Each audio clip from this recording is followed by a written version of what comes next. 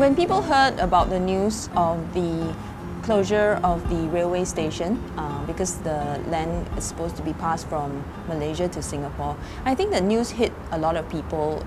Some of them were rejoicing, some of them were afraid of an uncertain future, including the tenants and the people who were working here. And then of course there's this group, tiny minority group of cat feeders that were also quite didn't know what to do because they were the ones looking after the cats here. So what will happen to the cats if this place is really closed up, it's being developed?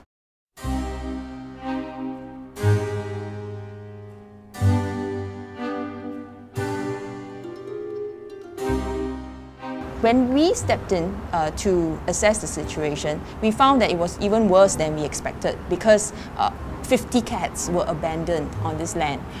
It wasn't just the community cats that were staying here, but people who were keeping cats as their pets had to abandon them, unfortunately, because they could not take them back to Malaysia. So when we came into the situation, we did find it rather daunting because what are you going to do with 50 cats on a state land? And previously, how they dealt with cats on state land would be actually to clear them out, cull them, yeah.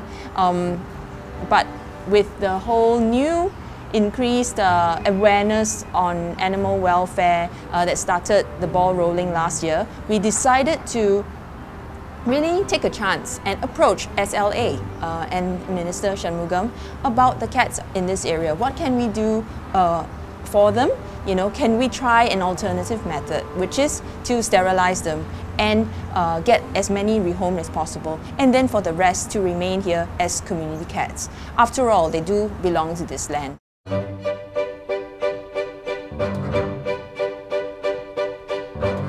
When we appealed for help online and through the media, we got really good response. People really cared, firstly for this land, the memories they have of it, and they cared for the cats. And some of them were kind of celebrity cats because they come to the coffee shop to eat and they see the cats around. So they know them, they are familiar with them, and they were all worried what is going to happen to them. So these people came forward and who wanted to help.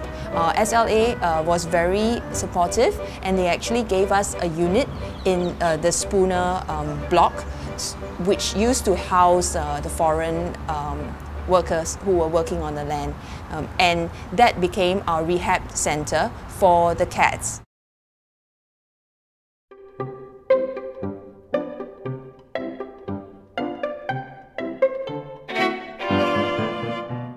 What we've learned over the last 4 months is that cats in Singapore are very much part of our world, and we have to learn to share that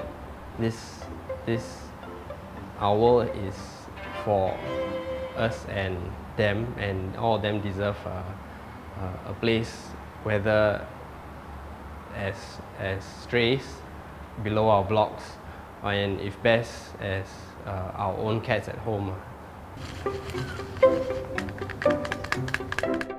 One of the things that we do here, we try to get the cats adopted, and what we did in this case one time was the adopter came with us and he came to visit and he came to pick up the cat as well. He chose a cat already, and it was interesting for us because the cat seems to have formed a bond with the rest of the other cats here, and they became a family, and they were actually protective of the cat being adopted. They didn't want one of their family to go away.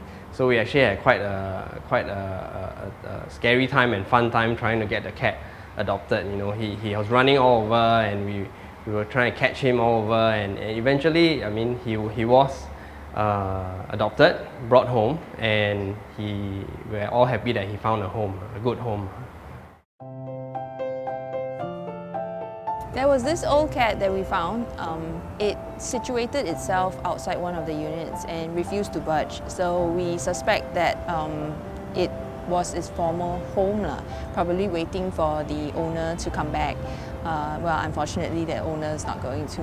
So after quite a few weeks of coaxing, quite miraculously, we managed to get it to trust us, and he moved himself to this unit and stayed around here. Because of being an old tomcat without being sterilized, it would have gotten into a lot of fights and everything. After that, we discovered that it did have a bit of an illness, and we sent it to the vets a couple of times.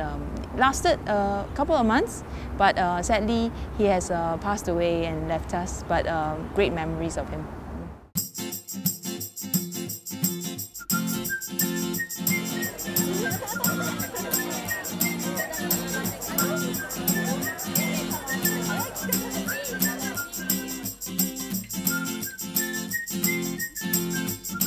The poor baby.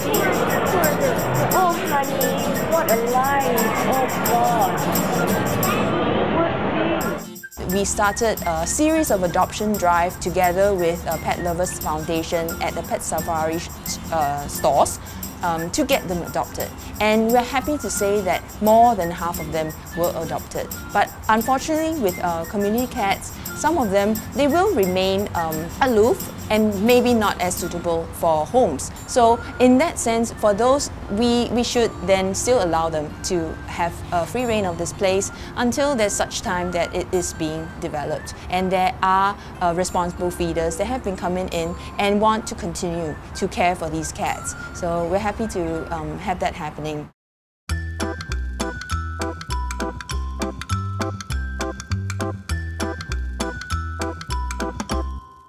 A lot of successful mediation stories, because when you engage people and you're sincere about helping them, most of them would readily accept your help.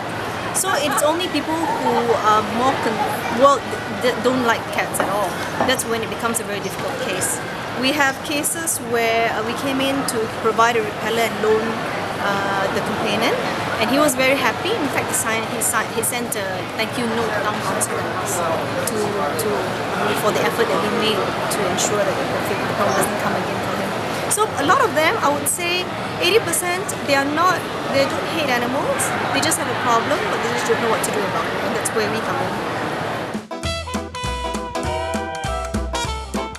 For the cats that will be remaining on this land, they're very used to all the fixtures here, the trees and all that. So I think to try and forcibly remove them and relocate them even to a shelter, I think it's not fair for them, because these are free roaming cats. To be confining them against their will, it's not a good thing, because we have actually had experience where cats, people think that they can't survive, they put them in shelters, and they don't survive in the shelters either. They die of heartbreak or diseases or viruses because they are not used to being confined and being in the company of so many animals. So continuing from this, we will also have feeders coming to the peripheral of the land to continue to care for the cats, continue to feed the cats. And already, I think these cats are smart. They know where to roam to anyway. They know where to find the people who love them and care for them.